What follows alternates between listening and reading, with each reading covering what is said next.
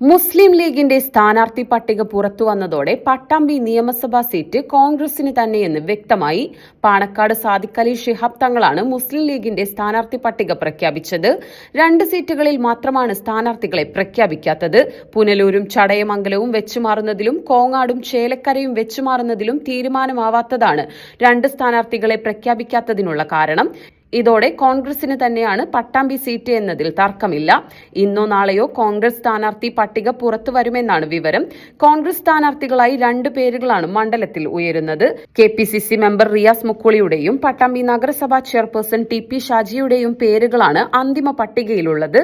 നിയമസഭാ തിരഞ്ഞെടുപ്പിന് 22 ദിവസങ്ങൾ മാത്രം ബാക്കി നിൽക്കെ തെരഞ്ഞെടുപ്പ് കൺവെൻഷനോടുകൂടി LDF പ്രചരണങ്ങൾക്ക് തുടക്കം കുറിച്ചിട്ടും UDFന്റെ പട്ടാമ്പി മണ്ഡലം സ്ഥാനാർത്ഥി ആരാണെന്ന ചിത്രം തെളിയാത്തത് UDF പ്രവർത്തകർക്കിടയിൽ ആശങ്ക സൃഷ്ടിക്കുന്നുണ്ട്.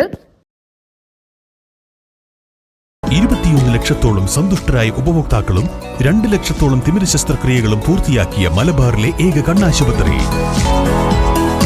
അൽ Salama high hospital, hospital road, Perinthalmanna.